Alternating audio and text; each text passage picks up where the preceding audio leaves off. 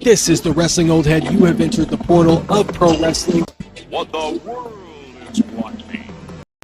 Okay, we're going to do a little bit of WWE Hall of Fame predictions. I had earlier last year, I think it was like September or October, I had a video where I was doing predictions for the 2025 WWE Hall of Fame, and I just wanted to see how I did. So right now, let's look currently at the 2025 Hall of Fame as it is right now. It's Michelle McCool. It's Triple H. Paul Levesque will be going into the Hall of Fame. It's Earthquake and Typhoon, the natural disasters, and it's the total package, Lex Luger. Now, what I did in the last video that I did in September, October, this was my list. I went with Bautista, the Nation of Domination, Psycho Sid, and Lillian Garcia. Now, with Lillian Garcia, at the time I was doing the video, she was still retired. She had, I believe, just come back to Raw to introduce Samantha Irvin, if I'm not mistaken, and they hugged, and I think it was a special ring announcer duty that she was doing. She came in, Lillian Garcia, for just a second, just to introduce a match and all of that, right? I did not know that Samantha Irvin was leaving the WWE, and I did not know that Lillian Garcia was coming back full time. So I thought she was retired. I thought she would have been a good person to be inducted into this year's Hall of Fame in Las Vegas.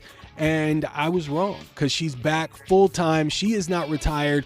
She is back, and she's doing SmackDown ring announcing right now. And sometimes she's filling in. She's filling in everywhere. I've seen her in NXT. I've seen her on Raw. She's doing her thing. She's doing her thug thizzle. So she is back in the seat in the WWE. So I don't believe they're going to be putting her in the Hall of Fame anytime soon. But hey, I tried. I did my best. I thought that would have stood a good chance had she not come off the bench and provide coverage for the WWE once Samantha Irvin left. So, yep, that didn't work out the best. And now for Psycho Sid, I thought for sure after he had passed on that they would be putting him in the WWE Hall of Fame. It is amazing to me that they haven't put him in the Hall of Fame already. And I thought that this would be the year that we saw Psycho Sid in the WWE Hall of Fame. It has got to be coming soon, you guys. They have got to put Psycho Sid in the WWE Hall of Fame. I don't know if you have Harvey Whippleman or if you have Shawn Michaels or somebody to induct him into the Hall of Fame, but that has got to be around the corner. It's not going to be this year, all things considered, but hopefully they find something for him coming up in 2026 or 2027 at the absolute latest. You can't do this Hall of Fame without putting somebody as iconic as Psycho Sid in the Hall of Fame. So hopefully they do that coming up soon, because the man needs it, y'all. I thought for sure that this year that they were going to be putting him in the Hall of Fame, but I was wrong on that one. Another one that I thought for sure that I was going to be seeing, I thought there's no way that this isn't going to happen, is I thought we would see the induction of the stable, of the group, of the Nation of Domination. I thought for sure we were going to see the NOD, because you've got Godfather that is in Vegas. So to bring the Godfather in, I mean, he's just got to basically hop, skip, and then jump, and he's right there in that area. So I thought for sure with the final boss coming back into the WWE the way he is, I thought, and after last year he inducted his mother into the Hall of Fame, I thought for sure we would be seeing the Nation of Domination, D'Lo Brown, Godfather, Farouk, aka Ron Simmons, aka The Rock, Clarence Thomas, or Clarence Mason, or whatever his name is, that one guy that was the manager there for a while, even PG-13, Crush. I mean, every member, I mean, there could have been some great stuff there. RIP to Brian Adams, aka Crush. It could have been huge. Don't know why they're not doing it this year. I thought Vegas would have been the perfect location for it. But sadly, they're not doing the Nation of Domination this year. Who knows? Maybe in 2026. And finally, for the celebration or for the celebrity quarter of the Hall of Fame, and also as a performer or as a performer, Batista. I thought Batista, the type of movies that he's doing lately, I mean, he's just on fire. Probably one of the best wrestler turned actors that we've ever seen. I mean, he's blowing every wrestler turned actor out of the water. He's just amazing. He's a great actor. Every movie that he's in, he's chewing up the scenery. He's stealing the show. He's really great, and he's very versatile. So I thought for sure that in this Paul Levesque era, this PLE era, that we would be bringing in Batista to induct him into the Hall of Fame. But sadly, we did not get that. And I know it might happen someday soon. I don't think he's done with the WWE. I don't know if, he's probably done wrestling. I don't think he's going to wrestle anymore. He went out on his terms. He had that match with Triple H. That was a great build-up. The way that he attacked Ric Flair and all that. They had some great back and forth promos. The match was, it was what it was, but it was exciting. So I think Batista did what he wanted to do. He got out on his own, but he's not going to be done with the WWE because I feel like he will be inducted into the Hall of Fame sooner rather than later. And now let's look at the current Hall of Fame inductees, inductees, right? And let's see how they look. Number 1, the total package, Lex Luger. He deserves it. I mean, what an amazing story of the total package Lex Luger. I've heard so many stories. A lot of guys don't like him. A lot of guys like him.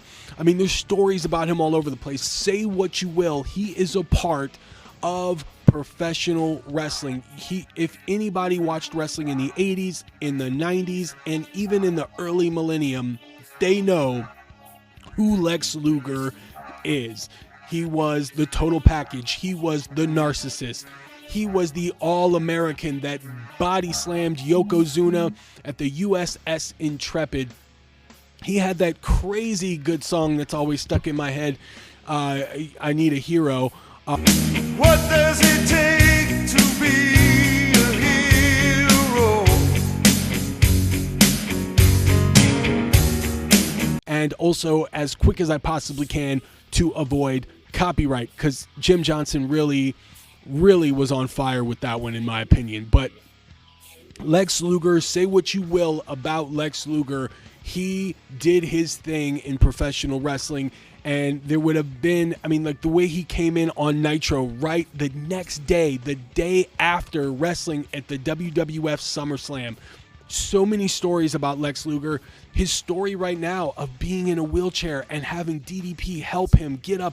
I can just see it right now. I know I can just see him getting up and standing up on the podium, looking out to the crowd. It is going to be an amazing moment. What a story of this guy. His journey to get to the point where he can even stand up and walk again has been amazing. So it's going to be emotional. And it's so well deserved. Lex Luger in the WWE Hall of Fame. Couldn't have been a better time than right now. At this point, getting to this point for Lex Luger where he can get up and walk again. This story with DDP, it is a really good time to have him in the WWE Hall of Fame. Next is the natural disasters, Earthquake and Typhoon, Fred Ottman and John Tenta. This tag team, they were a part of my childhood. Like, I remember I had the Hasbro's toys when I was a kid, I was looking all over for the Nasty Boys and the Legion of Doom, and I could never find them, but I definitely had Earthquake and Typhoon. Earthquake, the stories of him being the nicest guy in professional wrestling. I have never heard a bad thing said about him. He used to lurk through the wrestling forums that I would go to when I was a kid, and he would post there. And it wasn't under like an alias. He wasn't hiding. He was very open about it. He was a nice guy through text messages on the message boards. He was a nice guy in person. So definitely deserve it. R.I.P. John Tenta, Earthquake. And Fred Ottman, the uncle of Cody Rhodes, Typhoon, aka the Shockmaster. So many great stories there. I remember as a kid, I loved Typhoon. Typhoon, aka Tugboat, was the guy that got me as a kid to write Hulk Hogan a letter wishing him a speedy recovery after Earthquake tried to crush him, hitting him with aftershock after aftershock or whatever that move was called, basically jumping on his chest, sitting on his chest. And I remember I still have the postcard that was sent to me thanking me, and WWF being very slick in getting the address of WWF fans so they can have them on a secret mailing list. Very smart way. But as a kid, I was totally buying the kayfabe and was like, Tugboat, I'm going to send Hulk Hogan a letter so that he doesn't retire and that he comes back for SummerSlam and beats Earthquake down. So yeah, from my childhood, this is an awesome induction into the Hall of Fame, and well-deserved. Those guys are infamous, as you know, and very much a part of my childhood. So it's nice to see them going into the Hall of Fame. Next is Michelle McCool. Now I'm going to keep it 1,000. She wasn't a revolutionary women's wrestler / divas wrestler in my eyes. Now I'm not discrediting her at all. I'm not going to shit on her, but she didn't blow me away like, whoa, like she's the shit. Like, no, I didn't. I really wasn't familiar with a lot of her work. I know she worked hard, though, and I know she did her thing, and she is married to The Undertaker. So, you know, I mean, look, she deserves what she's going to get in the Hall of Fame, but there's not much I can really say about Michelle McCool, you know, like, I was not really watching the WWE at that time a whole lot during her run. I was kind of checking in and checking out. There wasn't a whole lot going on at that time, so she didn't really stick out. Like, I can't say like, oh, I watched this Michelle McCool match and this was the match that I felt like she should go into the Hall of Fame. There's really not any of that I can remember from her run in the WWE. I did remember when she came back to the WWE a few years back and she was in the Royal Rumble. That was super cool. And I'm looking forward to seeing her as the new trainee for the LFG series. So I would like to see that. And then maybe through that, I can see some video packages and get familiar with her story and how she is progress and how she helped the WWE women's division and the Divas division and all that stuff, you know, like, because as far as I know, she came in as eye candy and she really, really worked on her craft and everything like that. So major props to her, but there's really not a story, honestly, that I can say where I can go like, oh, I'm emotionally connected or invested to this induction. I really can't. So, but all the props to Michelle McCool for being inducted into the Hall of Fame. And finally, Triple H, the Game, going into the WWE Hall of Fame. I mean, you got to give him props, man. You got to give him props. He came into the WWF as basically Jean-Paul Levesque from the WCW, but they changed his name to Hunter Hearst Helmsley, a womanizer, royalty. And he lost to the Ultimate Warrior in like 90 seconds at WrestleMania. Like, he went from that to basically steering the entire WWE ship. I mean, that enough fucking said right there, man. He and his fellow DX members stormed a WCW arena when they were in a full-on world war with one another. There are so many stories for Triple H. I think he deserves it. I think that, he is a large part of the WWE. He is a large part of professional wrestling. He cares so much about this business. And for all the shit that he gets, like, he gets it. And there has not been a moment since his regime where I have totally checked out or lost faith in him. Things stay steady.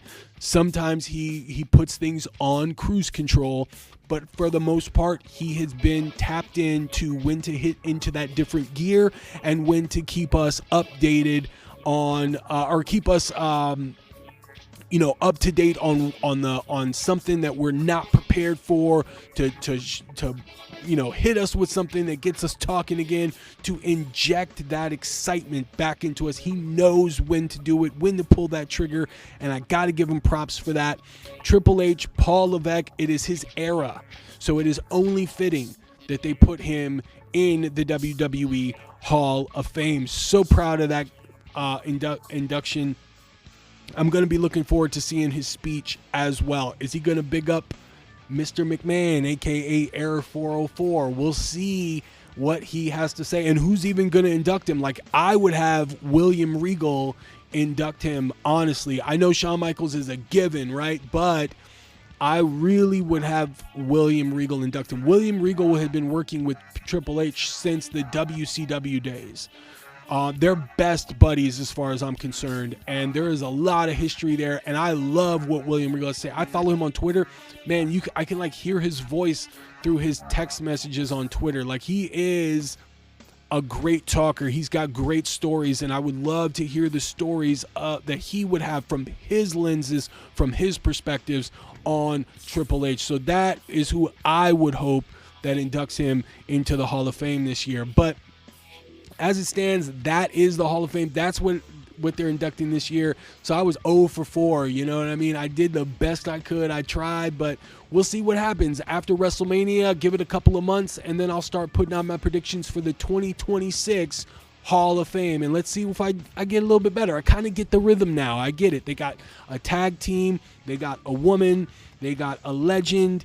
And they got somebody from The Office or something. So we'll see how they do this now. I'm starting to get the rhythm and how they pick these guys. But you guys let me know what you think. What were your predictions for the Hall of Fame? Were you close? Did you get there? If not, let me know in the comments. Thumbs up on the way out, you guys. And as always, this is the Wrestling Old Head in the portal of pro wrestling. Stay tuned for more.